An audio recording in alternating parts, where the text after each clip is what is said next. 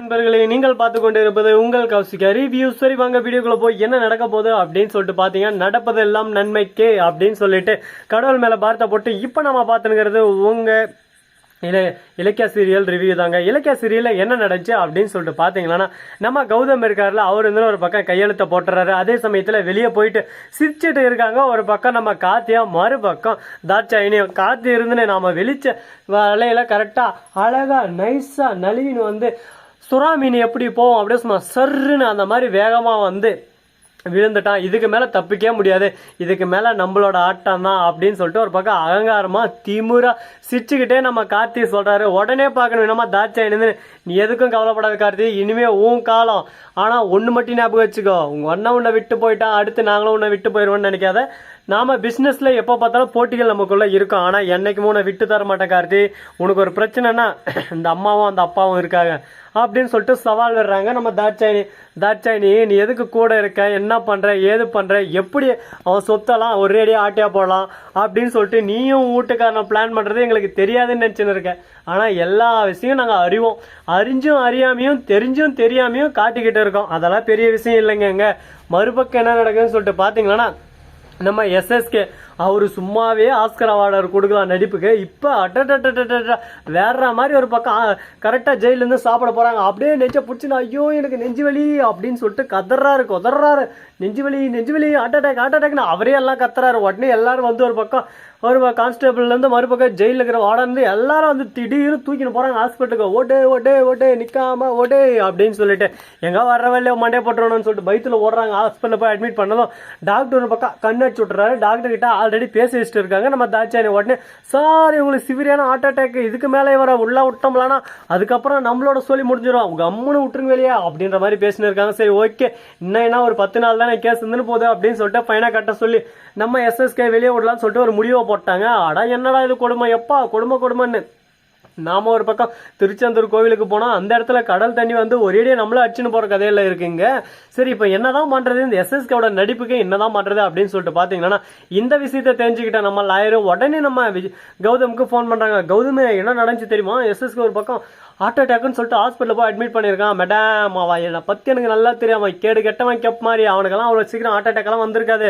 ஏதோ ஒரு பிளானை வச்சுன்னு ஏதோ ஒரு ஐடியாவை வச்சுன்னு அப்படியே காய நிறுத்தின்னு போயின்னு இருக்கான். அவனை சும்மா விடக்கூடாது மேடம், சும்மா விடக்கூடாது அப்படின்னு சொல்லிட்டு நம்ம கௌதம் சொல்ல உடனே பார்க்கணுமே. ஆமாம் கௌதம், நீங்கள் சொல்கிறத பார்த்தாலும் எனக்கு சந்தேகமாக தான் இருக்குது. என்ன கௌதம் பண்ணுறது, நடந்து போச்சு, இதுக்கப்புறம் ஒன்றும் பண்ண முடியாது, தலையெழுத்து போனால் போது வந்தால் வருதுன்னு சொல்லிட்டு விட்டு தான் ஆகணும். வயசான காலத்தில் அவனையும் நாத்தி நம்ம தொல்லை பண்ணு, சரி விடுங்க அப்படின்ற மாதிரி பேசின்னு இருக்காங்க. இதை கேட்கும்போது நமக்கே ஒரு பக்கம் ஆத்திரமா வருது. எதுக்குடா அவனை இப்படி விடலாம், இதெல்லாம் தப்புனா தப்பு தான், தட்டி கேட்பேன், தப்பு இல்லைன்னா ஒரேடியா விட்டு ஓடுறவன். ஒரு பக்கம் இடிக்குதுங்க, எல்லா பக்கம் ஒரு பக்கம் மழை சூழ்ந்துட்டு அப்படியே சும்மா மழை வரத்துக்கு தயாரா இருக்கு. எந்த பக்கம் எப்படின்னு தெரியாது. ஆனா திருப்பத்தூர்ல ஒரு மிக சிறந்த ஒரு சம்பவத்தை, ஆனா சம்பவம்னு சொல்ல முடியாது, ஒரு சோகமான விஷயம் தான்.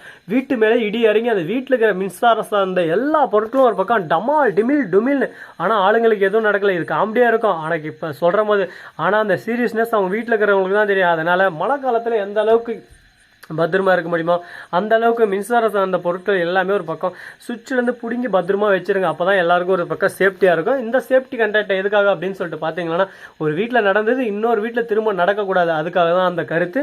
சரி, இந்த மாதிரி ஒரு பக்கம் நடந்திருந்தாலும் அதே சமயத்தில் மறுபக்கம் என்ன நடக்குதுன்னு சொல்லிட்டு பார்த்தீங்கன்னா, நம்ம கௌதம் இருக்காருல, அவரு தானே வீட்டுக்கு போறாரு. போன உடனே நம்ம பைரவி சும்மாவே வாய வச்சுன்னு இருக்க மாட்டியா, வந்த உடனே நசன்னு அந்த நாளாவே அப்படியே சும்மா இப்படியே கச்ச கூட்டு போயிருவேன் அப்படின்னு சொல்லிட்டு சொல்லுவோம்ல, அந்த மாதிரி தான் பைரவி. இலக்கியா வீட்டுக்கு வர, வீட்டுக்கு என்னோட புள்ள கார்த்தியை வெளியே துரத்தி விட்டு நீங்க 2 பேரும் கும்மாளமா சந்தோஷமா போயிட்டாருங்களா. கார்த்தி வருவான், அதுவும் சாதாரணமாக வர மாட்டான். அவன் வீடு இதுன்னு சொல்லிட்டு உரிமையோட வந்து கால் மேலே கால் போட்டுன்னு உட்காந்து உங்களை பொட்டா வெளியே அப்படின்னு சொல்லிட்டு கழுத்தை பிடிச்சி வெளியே தள்ளுவான். அப்போ தெரியும் கார்த்தி யாரு என்னன்னு சொல்லிட்டு. சார் கார்த்தி யார் தெரியுமா சார் அப்படின்ற மாதிரி தான் ஒரு பக்கம் இருக்கு. சரி விடுங்க, கார்த்தி யாருன்னு சொல்லிட்டு பொறுத்து இருந்து பார்த்தலாம். அதே சமயத்தில் மறுபக்கம் என்ன நடக்குதுன்னு சொல்லிட்டு பார்த்தீங்கன்னா, கரெக்டாக நம்ம பைரவி இந்த டைலாக் சொல்லிருக்க.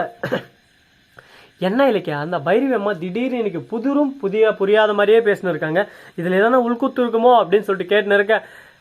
கௌதம், என்ன கௌதம் கேள்வி கேட்குறீங்க, அவங்க சும்மா பேசினாவே நமக்கு புரியாது, இப்போ வேற எதிரும் புதிரும் கதிரும் குதிரும் அந்த மாதிரி எல்லாம் பேசினு இருக்காரு, நம்மளுக்கு எப்படி புரியும் நீங்களே சொல்லுங்க பார்க்கலாம். எனக்கும் அதுதான் சந்தேகமா இருக்கு. இவங்க ஏதாவது ஒன்று செஞ்சுட்டு செய்யாத மாதிரியே நடிச்சுன்னு இருக்காங்க, அதுதான் பதட்டமாகவும் இருக்கு. என்ன செஞ்சிருப்பாங்கன்னு சொல்லிட்டு தெரியல. சாதாரணமாக இவங்க இந்த மாதிரி எல்லாம் ரியாக்ஷன் கொடுக்க மாட்டாங்க. எதனா பெருசாக சாதிச்சிருந்தா தான் இந்த மாதிரி ரியாக்ஷன் கொடுப்பாங்க. என்னத்த சொல்ல, என்னத்த பண்ண, என்ன செஞ்சாங்க அப்படின்னு சொல்லிட்டு நமக்குள்ளே ஒரு கேள்வி எழுது. ஏதோ ஒன்று செஞ்சுருக்காங்க, சிறப்பான கையை நிறுத்திருக்காங்க, சிறப்பான சம்பவத்தை செஞ்சுருக்காங்க. ஆனால் என்ன பண்ணாங்க ஏது பண்ணாங்கன்னு சொல்லிட்டு தெரியாது.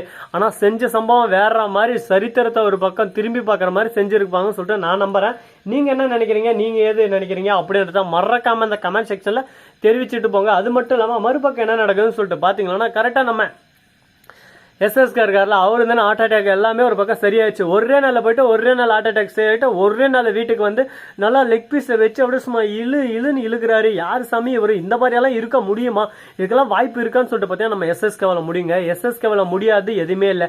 அவர் நினைச்சா துரும்ப இரும்பாக்குவார், இரும்ப துரும்பாக்குவார். அது மட்டும் இல்லாமல் மண்ணை கல்லுவாக்குவார், கல்லை மண்ணாக்குவார். இதில் என்னடா லாஜிக் இருக்கு அப்படின்னு சொல்லிட்டு கண்டிப்பாக கேட்பீங்க. கேட்குறவங்களுக்கு எல்லாத்துக்கும் ஒரே பதில் தான். இது மாதிரி தான் எஸ்எஸ்கே பண்ணிருக்காரு. இதெல்லாம் நீங்கள் லாஜிக்காக கேட்க மாட்டீங்க. ஆனால் நாம சொன்ன மட்டும் கேட்பீங்க. இது என்ன கொடுமை சார் இது அப்படின்ற மாதிரி தான் ஒரு பக்கம் போயின்னு இருக்கு. அதுக்கு முன்னாடி இந்த வீடியோ உங்களுக்கு பிடிச்சிருந்தா லைக் பண்ணுங்க, கமெண்ட் பண்ணுங்க, ஷேர் பண்ணுங்க, டிண்டிங் பெல்லை தட்டி விட்டு போங்க. அப்போதான் நான் போகிற அடுத்தடுத்த வீடியோ உங்களுக்கு உடனுக்குடன் நோட்டிஃபிகேஷன் வந்து கொண்டே இருக்கும். மிக்க நன்றி. தேங்க்ஸ் ஃபார் வாட்சிங். Tata, see you. நன்றி, வணக்கம், வந்தனம், வருக, தருக, டாடா, பை பாய். மழைக்காலங்களில் மீன் பிடிப்போர்கள் அனைவரும் சந்தோஷமாக மீனை பிடித்து உன்று வாழ்க. நன்றி, வணக்கம்.